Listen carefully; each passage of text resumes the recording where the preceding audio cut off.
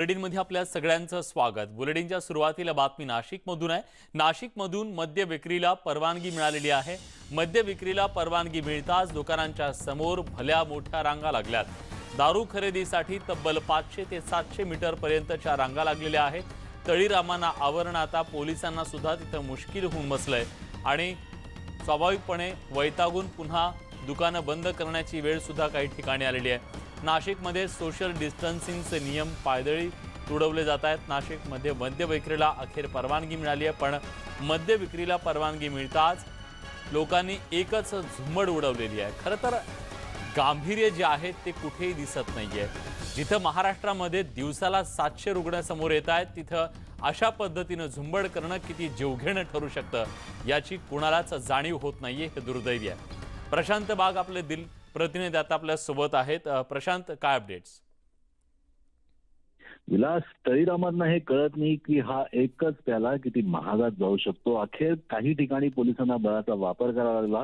दुर्दैवाची गोष्ट अशी की जे दुकान अशा प्रकारे गर्दी होते किंवा ज्या दुकान या गर्दी नियंत्रण आणण्यासाठी काही करू शकत नाही, त्यांचा परवाना रद्द करण्याचे अधिकार एक्साईज खात्याने ठेवले, कारवाई करण्याचे अधिकार ठेवलेत। पण ज्या प्रकारे कायदा आणि सुव्यवस्था पूर्णपणे धाब्यावर बसवली जाते, अक्षरशः गर्दी म्हणजे 500 ते 700 मीटर पर्यंत लागलेल्या रांगा। आणि तळीराम काही ठिकाणी तर इतके आक्रमक आहे, पंचवटीचं एक दुकान तर अक्षरशः फोडलं जातंय की काय अशा प्रकारचं चित्र परिस्थिती उद्भवली होती। जबरदस्ती त्या दुकानदाराला शेवटी दुकान बंद करावं लागलं। आत्ताच अण्णाभाऊ साठे चौकामधल्या किटकॅड्या प्रख्यात लिकर शॉपवर पोलिसांनी लाठी चार्ज केलेला आहे। अखेर बळाचा वापर पोलिसांना करावा लागला। गर्दी नियंत्रणात आणण्यासाठी मोठी तारेवरची कसरत करावी लागते।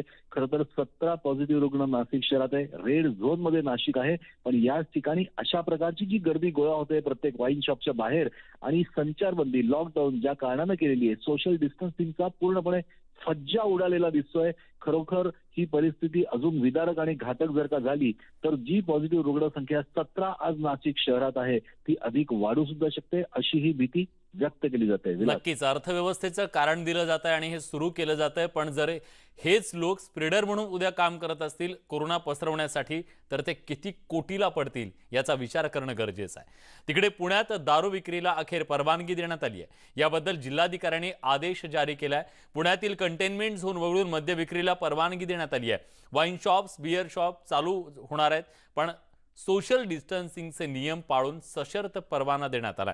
परंतु शहरात रेस्टॉरंट, बार मात्र बंद राहतील असा आदेश जिल्हाधिकाऱ्यांनी काढलाय। दरम्यान या सगळ्या संदर्भात अधिक माहिती देण्यासाठी आपल्या सोबत वैभव सोनवणे आपले प्रतिनिधी आता आपल्या सोबत आहेत। वैभव, एका बाजूला प्रशासनाने हा निर्णय घेतलेला आहे की दारू विक्री केली जावी, पण कुठेतरी महापौरांचा वेगळा सूर दिसतोय, लोक गर्दी करतायत। काय नेमकी परिस्थिती पुण्यातली आहे? विलास, गेले 2 ते 3 दिवस ज्या ज्या घटना घडत आहेत त्याच्यामुळे हा गोंधळ जो आहे तो वाढताना पाहायला मिळतो। याचं कारण भूषण गागरानींच्या नावानं पहिल्यांदा राज्यातले लिकर शॉप्स किंवा दारूची दुकानं उघडणार असल्याची बातमी आली। त्यानंतर जे तळीराम आहेत त्यांच्यामधली अँझायटी जी आहे ती सातत्यानं वाढत होते। आणि आता प्रश्न असा होता, आज सकाळी रांगा लागलेल्या होत्या, पोलिसांनी दुकानं उघडायच्या आधी लागलेल्या रांगा ज्या आहेत तिथे लाठीचार्ज केला। दुकानं उघडतील की नाही अशा पुन्हा चर्चा सुरू झाल्या। काही ठिकाणी तळीराम आक्रमक झाले। महत्त्वाचा मुद्दा असा होता, यातला कायदा आणि सुव्यवस्था जी आहे ती बिघडते की काय। आता लोक जे आहेत जे दारू खरेदी करायला आलेले ते थांबणार नाहीत हे जवळपास निश्चित झालेलं होतं, आणि परिस्थिती आणखी बिघडू नये म्हणून जिल्हाधिकाऱ्यांनी स्पष्ट स्वरूपाचे आदेश जे आहेत ते काढले। यानंतर मोठी गडबड जी आहे ती झालेली पाहायला मिळते। दारूची दुकानं जी आहेत ती उघडण्यात आली, मोठ्या रांगा ज्या आहेत त्या दारूच्या दुकानासमोर लागल्यात, गर्दी जी आहे ती मोठ्या प्रमाणावरती होते। पोलिसांकडून किंवा यंत्रणेकडून त्याला आवर घालायचा प्रयत्न केला जातोय, मात्र साधारण आज आणि उद्या ही गर्दी जी आहे ती कायम राहील असं दृश्य आहे। आणि दुसरी महत्त्वाची गोष्ट म्हणजे आता कोरोनाशी लढण्याचे सगळे नियम जे आहेत ते इथं धाब्यावर बसवले गेलेले आहेत। कुठेही सोशल डिस्टन्सिंग नाही आहे किंवा कुठलीही गोष्ट जी आहे दुर्दैवी आहे सगळं। धन्यवाद तुम्ही दिलेल्या सगळ्या सविस्तर माहितीबद्दल। यानंतर आपण थेट दिल्लीला जातोय। केंद्रीय आरोग्य मंत्रालयाची पत्रकार परिषद सुरू झाली आहे। वहीं व्यापक समीक्षा के बाद लॉकडाउन में दी गई ढील देश की अर्थव्यवस्था को कार्यात्मक बनाने, वाणिज्यिक गतिविधियों में तेजी लाने और कामगारों को रोजगार उपलब्ध कराने की दृष्टि से की गई है। नए दिशा निर्देशों के अंतर्गत कुछ गतिविधियों पर राष्ट्रव्यापी रोक जारी रहेगी। देशव्यापी प्रतिबंध में हवाई, रेल और मेट्रो यात्रा तथा सड़क द्वारा अंतर्राज्यीय यात्रा पर रोक रहेगी। हालांकि मेडिकल, सुरक्षा और गृह मंत्रालय द्वारा स्वीकृत उद्देश्यों के लिए इस प्रतिबंध में छूट होगी। विद्यालय, महाविद्यालय, अन्य शैक्षणिक तथा प्रशिक्षण और कोचिंग संस्थान बंद रहेंगे। ऑनलाइन और डिस्टेंस लर्निंग की अनुमति है, जिसके द्वारा शैक्षिक सत्र में कुछ हद तक हम कमी को पूरा कर सकते हैं। आतिथ्य सेवाएं जैसे होटल्स, रेस्टोरेंट तथा सिनेमाघर, मॉल्स, जिम, खेल परिसर, बार, ऑडिटोरियम और ऐसे सभी संस्थान बंद रहेंगे। सामाजिक, राजनीतिक, सांस्कृतिक और अन्य प्रकार की सभाओं के आयोजन पर रोक रहेगी। सभी धार्मिक स्थल, पूजा स्थल, धार्मिक समागम जनता के लिए बंद रहेंगे। सभी गैर आवश्यक गतिविधियों के लिए लोगों की आवाजाही पर शाम 7 बजे से सुबह 7 बजे तक सख्ती से प्रतिबंध रहेगा। 65 वर्ष से अधिक उम्र के व्यक्तियों, बीमार लोगों, गर्भवती महिलाओं और 10 वर्ष से कम उम्र के बच्चों को आवश्यक जरूरतों और स्वास्थ्य उद्देश्यों को छोड़कर घर से बाहर निकलना वर्जित है। रेड जोन और ऑरेंज जोन में कुछ प्रतिबंध है, पर छूट भी है। रेड और ऑरेंज जोन्स में जो कंटेनमेंट जोन्स हैं, उनकी संवेदनशीलता को देखते हुए उसमें स्ट्रिक्ट पेरीमीटर कंट्रोल होगा, यानी आपातकालीन चिकित्सा सुविधा और आवश्यक वस्तुओं और सेवाओं की आपूर्ति बनाए रखने के अलावा कंटेनमेंट जोन के अंदर बाहर लोगों की आवाजाही नहीं होगी। कंटेनमेंट जोन के भीतर किसी भी अन्य गतिविधि या कार्य की अनुमति नहीं है। कंटेनमेंट जोन के बाहर रेड जोन में देश भर में प्रतिबंधित गतिविधियों के अलावा कुछ अन्य एक्टिविटीज पर भी रोक होगी। Cycle rickshaw, auto rickshaw, taxi और कैब एग्रीगेटर्स के परिचालन पर रोक रहेगी। बसों की इंटर और इंट्रा डिस्ट्रिक्ट आवाजाही की अनुमति नहीं होगी। नाई की दुकानें, स्पा और सैलून बंद रहेंगे। मॉल्स तो बंद ही रहेंगे, पर शहरी क्षेत्रों में मार्केट्स और मार्केट कॉम्प्लेक्सेस में गैर जरूरी सामानों की दुकानों की अनुमति नहीं है। हालांकि जरूरी सामान वाली दुकानों के लिए कोई प्रतिबंध नहीं है। स्टैंड अलोन शॉप्स, नेबरहुड यानी कॉलोनी की दुकान और आवासीय परिसर के भीतर जो दुकानें हैं, वे हर तरह का सामान बेच सकती हैं। ग्रामीण क्षेत्र में मॉल को छोड़ हर तरह की दुकान की अनुमति है। रेड जोन में ई कॉमर्स सिर्फ एसेंशियल गुड्स के लिए अलाउड है। रेड जोन में कुछ बंदिशों के साथ ऑलमोस्ट सभी व्यावसायिक और निजी प्रतिष्ठानों की अनुमति दी गई है। अनुमति प्राप्त गतिविधियों के लिए लोगों एवं वाहनों की आवाजाही हो सकेगी। 4 व्हीलर्स में चालक के अलावा अधिकतम 2 लोग बैठ सकते हैं और 2 व्हीलर्स में पिलियन राइडर यानी पीछे की सीट पर सवारी की अनुमति नहीं है। रेड जोन के ग्रामीण क्षेत्रों में सभी औद्योगिक, कृषि इत्यादि गतिविधियों की अनुमति है, परंतु शहरी क्षेत्र में कुछ प्रतिबंध हैं। इन सिटू कंस्ट्रक्शन यानी मजदूर जहां साइट पर रहते हैं और रिन्यूएबल एनर्जी प्रोजेक्ट्स को भी छूट दी गई है। निजी कार्यालय आवश्यकता के आधार पर 33% स्टाफ के साथ कार्य कर सकेंगे।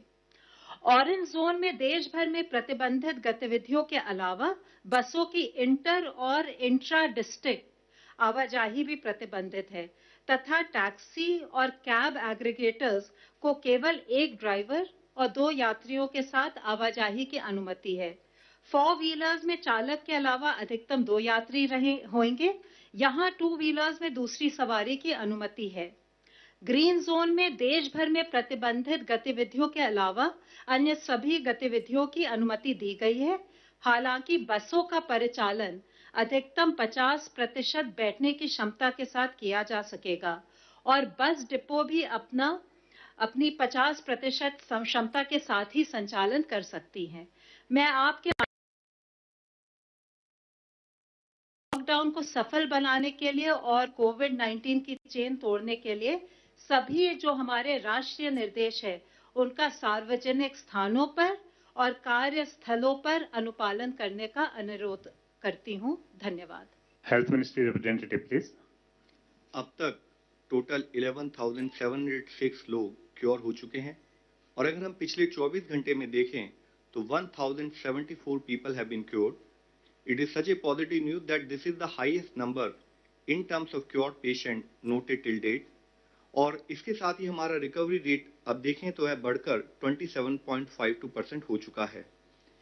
पिछले 24 घंटे में भारत में अगर कोविड-19 के कंफर्म केसेस की संख्या देखें तो 2553 केसेस बढ़े हैं, जिसके कारण की कुल कंफर्म संख्या अब 42,533 हो चुकी है। Total active cases under medical supervision की संख्या 29,453 है। अगर हम सभी अपने क्लोज केसेस को डेटा के बेसिस पर एनालिसिस करें और एक आउटकम रेशियो कैलकुलेट करें, आउटकम रेशियो मींस कि जो हमारे केसेस क्लोज हो चुके हैं उनका आउटकम, यानी कि क्या वो रिकवर हुए हैं या डेथ रिपोर्ट हुई है, उसके टर्म्स में मेजर करते हैं। यह हॉस्पिटल में क्लिनिकल मैनेजमेंट के स्टेटस को इंडिकेट करती है। तो इससे पहले हम लोगों ने 17 अप्रैल में जैसे बातचीत की थी तो पाया था कि देश में आउटकम रेशियो 80:20 नोट की गई थी, और उसके कंपैरिजन में अगर हम आज का डेटा देखें तो पाते हैं कि हमारी आउटकम रेशियो बढ़कर 90:20 नोट की गई है, जो कि 17 अप्रैल के डेटा से इंप्रूवमेंट के रूप में हम देख सकते हैं। ये वैसे तो जैसे हम हमेशा बात करते हैं कि देश के लिए हर एक डेथ कंसर्न का विषय है, इसीलिए जरूरी है कि हम कोविड के ट्रीटमेंट की डीपर अंडरस्टैंडिंग डेवलप करें, फोकस करें कि हम अपने इस आउटकम को और बेहतर कैसे बना सकते हैं। आज जैसे कि लॉकडाउन हमारे देश के कुछ हिस्सों में स्टैगर्ड मैनर में ईज हो रहा है, तब हमारे लिए जरूरी है कि हम ये इंश्योर करें कि रिगरस कंटेनमेंट मेजर्स वहां लिए जहां पर कि केस पाए गए हैं। हम ये इंश्योर करें कि जितने भी हमारे केस हैं उसका इफेक्टिव क्लिनिकल मैनेजमेंट हो, और साथ ही हम इन्फेक्शन प्रिवेंशन और कंट्रोल पर भी अपना फोकस रखें। ऐसे पैंडेमिक्स में इससे पहले भी हिस्टोरिकली यह नोट किया गया है कि अगर सोशल डिस्टेंसिंग का रिलैक्सेशन, यानी कि जब हम सोशल मोबिलिटी अलाउ करते हैं उस समय पर सही ढंग से पालन ना हो और रेस्ट्रिक्शन को सही ढंग से इस्तेमाल ना किया जाए तो सडनली डिजीज ट्रांसमिशन रेट फिर से इंक्रीज हो सकता है। इसलिए लॉकडाउन के बेनिफिट्स को बनाए रखने के लिए हमें सबको मिलकर यह इंश्योर करना होगा कि हम सब अपनी सोशल रेस्पॉन्सिबिलिटी को समझें और लॉकडाउन ईज होने के समय पर भी सभी प्रोटोकॉल्स और गाइडलाइंस का डिलीजेंटली पालन करें। There is a very fine line, complacent होंगे तो फिर से केसेस की संख्या बढ़ सकती है। दूसरी ओर जिन जिले में केसेस अभी तक रिपोर्ट नहीं हुए हैं वहां पर अगर केस आएंगे तो वहां पर फिर से रेस्ट्रिक्शन लागू की जा सकती हैं। हम एक नए नॉर्मल में ट्रांजिशन कर रहे हैं। जरूरत है कि हम सब लोग सावधान रहें, सजग रहें और सतर्क रहकर कोविड-19 से निपटने की अपनी तैयारी को इसी स्पीड और मोमेंटम के साथ बढ़ाते रहें। हमें पब्लिक स्पेसेस में कंपल्सरी फेस मास्क या कवर्स को यूज करना है। इवन आउटसाइड कंटेनमेंट जोन में भी हमें सभी प्रिवेंटिव मेजर्स और सरकार द्वारा दिए गए दिशा समय या कॉमन एरियाज में किसी से मीटिंग करते समय भी जो रिलैक्सेशन वाले एरिया हैं वहां पर भी हम भीड़ भाड़ से बचें। लेटेस्ट फिजिकल डिस्टेंसिंग मेजर्स का पालन करें। हैंड हाइजीन, एनवायरमेंटल हाइजीन और रेस्पिरेटरी हाइजीन जैसे प्रिवेंटिव मेजर्स को हमें डिलीजेंटली फॉलो करने की जरूरत है।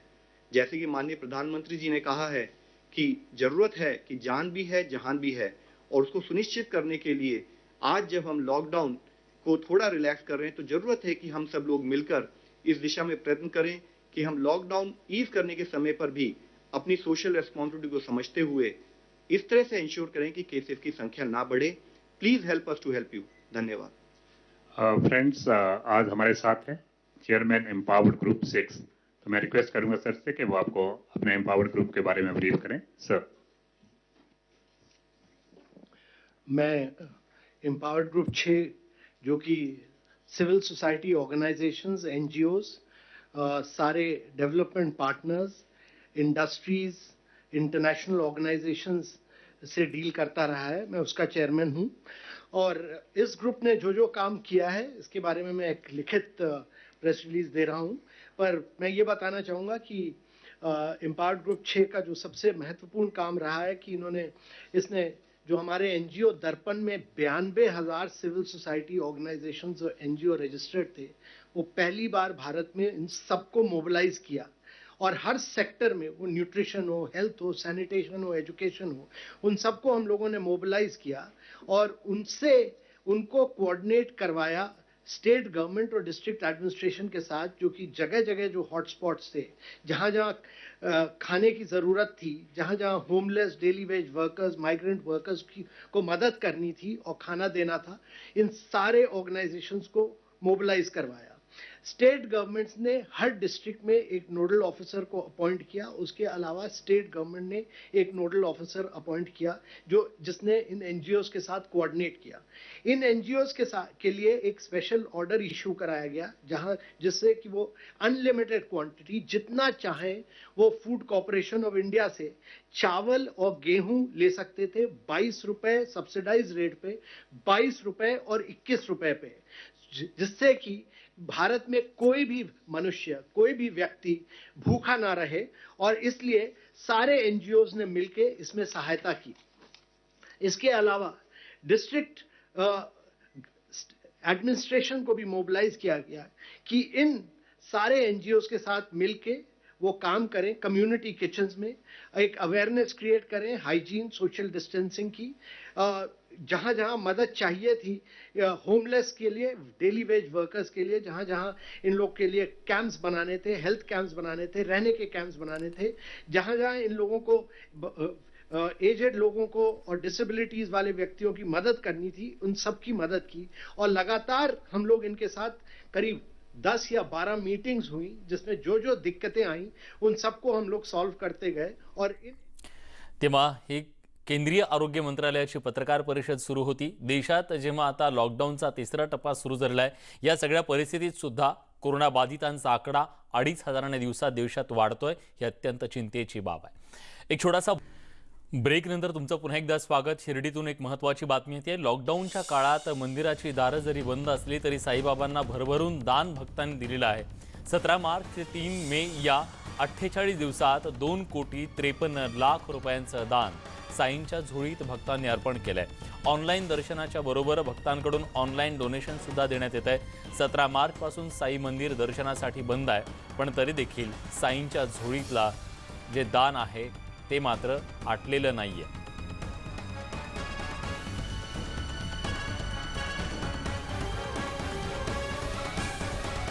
देशभरात नाही तर जगभरात साईंचे कोट्यवधी भक्त आहेत आणि हे भक्त साईंच्या दर्शनासाठी जरी येऊ शकत नसले तरी ऑनलाईन दर्शनाच्या माध्यमातून ते साईंना भेटत असतात, साईंचं दर्शन घेत असतात। आणि या काळात सुद्धा साईंच्या भक्तांनी साईंच्या झोळीत भरभरून असं दान टाकलेलं आहे। 48 दिवसात तब्बल 2,53,00,000चं हे दान लॉकडाऊनच्या काळात सुद्धा टाकण्यात आलेलं आहे। खरोखरच साई भक्तांची ही अपार भक्ती आणि या भक्तीची ही शक्ती म्हणावी लागेल। साईंच्या या माध्यमातूनच मोठ्या प्रमाणात कोरोनाच्या संकटात सुद्धा मदतीचं आवाहन केलं गेलं आणि मदत सुद्धा करण्यात आलेली होती। हरीश दिमोटे आपले प्रतिनिधी आहेत, आपल्या सोबत आहेत। हरीश, काय अधिक माहिती? आपण जर बघितलं तर 17 मार्च पासून साईबाबांचं मंदिर बंद आहे। मात्र बाबांच्या मंदिराचे दरवाजे जरी बंद असले तरी साई भक्त मोठ्या प्रमाणामध्ये दर्शन घेत आहेत। तशी सुविधा जी आहे ऑनलाईन दर्शनाची ती साई संस्थांना उपलब्ध करून दिलेली आहे। मग ते साई संस्थांचं ऍप असेल किंवा टाटा स्काय असेल, यावरती साईबाबांचं जे थेट दर्शन आहे ते घर बसल्या लोकांना मिळतं आहे। बाबांच्या नित्यपूजा ज्या आहेत, 4 आरत्या ज्या आहेत त्या दररोज सुरू आहेत। काही जे पुजारी आहेत ते मोजके पुजारी साई मंदिरामध्ये त्या ठिकाणी असतात। घर बसल्या साई भक्त दर्शन घेत आहेत आणि त्याच पद्धतीने डोनेशन देखील देत आहेत। आतापर्यंत 40-45 दिवसामध्ये जर तो आकडा जर बघितला तर साधारणतः 2.5 कोटी रुपये जे आहेत ते ऑनलाईनच्या माध्यमातून बाबांच्या झोळीमध्ये जमा झाले आहेत। दुसरीकडे साई संस्थान आलेलं जे दान आहे याचा विनियोग जो आहे तो भक्तांच्या जी सुविधा आहे किंवा आता कोरोनाची जी लढाई सुरू आहे यातील ज्या लढाईसाठी मदत करताना दिसतंय। मग रुग्णसेवा असेल, जे कोरोना वॉरियर्स आहेत यांच्या जेवणाच्यासाठीची जी व्यवस्था असेल ही सुद्धा देखील साई संस्थान मोठ्या प्रमाणात करताना दिसतंय। आणि बाबांचे दरवाजे मंदिराचे जरी बंद असले तरी लोक मात्र घर बसल्या बाबांचं दर्शन घेताना दिसतात। धन्यवाद हरीश, तुम्ही दिलेल्या सगळ्या सविस्तर माहितीबद्दल। चुकीच्या बातम्यांचे, अफवांचे व्हिडिओ किंवा मेसेज फॉरवर्ड करणं हे देखील आता व्हायरस पसरवण्यासारखं आहे। त्यामुळे मत कर फॉरवर्ड असा संदेश घर बसल्या दिलाय काही कलाकारांनी आणि खेळाडूंनी। यात विराट कोहली, कृती सेनन, आयुष्मान खुराना आणि सारा अली खान यांनी हा व्हिडिओ प्रदर्शित केलाय, ज्यात अफवा पसरवू नका, फॉरवर्ड करू नका असा संदेश देण्यात आलाय. इंडिया टिकटॉकद्वारे या व्हिडिओ आज प्रदर्शित करण्यात आलाय. यार मेरे कजन की वजह से ना पूरे घर में फैल गया. एक एक करके ना सब लोग इसके चपेट में आ जाएंगे. और मैं यहाँ सोच रहा था मैं तो घर से निकले ही नहीं, मैं सेफ हूँ. किसे पता था कि इतना डेंजरस होगा. देखो, डेंजरस ही नहीं, ये जानलेवा भी हो सकता है, पता है? एक लापरवाह टच से लाखों तक पहुंच जाता है. एग्जैक्टली. और एक बार ये महामारी फैल गई ना बॉस, उसे कोई नहीं रोक सकता. भगवान भी नहीं.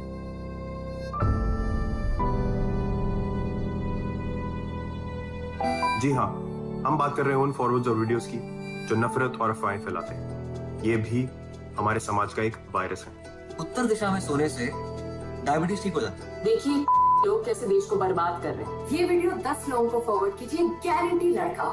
ऐसा करने से ना कैंसर ठीक हो जाता है, वैसा करने से ना भूकंप आ जाता है. और लोग उस पर यूं विश्वास कर लेते हैं. ऐसे वीडियोस और मैसेजेस फॉरवर्ड नहीं होने चाहिए और बनने भी नहीं चाहिए. एक फेक फॉरवर्ड और एक वाहियात वीडियो डर और नफरत पूरे देश में फैला सकता है. हम सब मिलके इसे रोक सकते हैं और एक्चुअली बहुत आसान है इसे रोकना. जब भी आपको कोई ऐसा वीडियो मिले, कोई ऐसा मैसेज दिखे जो आपको सही ना लगे, अगर उससे किसी का नुकसान हो सकता है, अगर सूचना सीधा गवर्नमेंट से नहीं है, तो उसे मत कर फॉरवर्ड. और देखोगे कि ऐसा करने से तुम सेफ रहोगे, लोग सेफ रहेंगे और देश सेफ रहेगा. तो मत कर फॉरवर्ड. तेव्हा हा व्हायरसचा जो व्हिडिओ आहे, तो व्हिडिओ किंवा अफवांचा व्हायरस जो आहे तो आपण कुठेही पसरवता कामा नये. बुलेटिनमध्ये आपण इथेच थांबतोय. ताज्या घडामोडींसाठी बघत रहा न्यूज 18 लोकमत.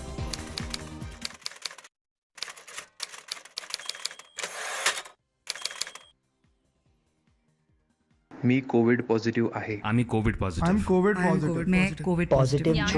आम्ही कोविड पॉझिटिव्ह. ह्यातला एखादा आवाज कदाचित माझाही असू शकला असता, किंवा तुमचा, किंवा एखाद्या डॉक्टरचा, कुठल्या तरी रुग्णाचा, किंवा एखाद्या पोलीस ऑफिसरचा, कुठल्या तरी एअर होस्टेसचा, एखाद्या वयस्कर व्यक्तीचा, किंवा लहान मुलाचा, एखाद्या हिंदूचा, किंवा मुसलमानाचा, किंवा कुठल्याही धर्माचा. पण प्रश्न असा आहे की या लोकांचे चेहरे कुठे आहेत, कुठे लपलेत, त्यांना कशाची भीती वाटते. यातली खरी गोष्ट अशी की आजकाल कोविड पॉझिटिव्ह असणं हे कुठल्याही गुन्ह्यापेक्षा कमी नाही. हे चुकीचं आहे ना. आपण ही मानसिकता बदलली पाहिजे. मिठी मारू नका, शेकहँड करू नका, पण करोनाला हरवण्यासाठी योग्य विचार नक्की करा.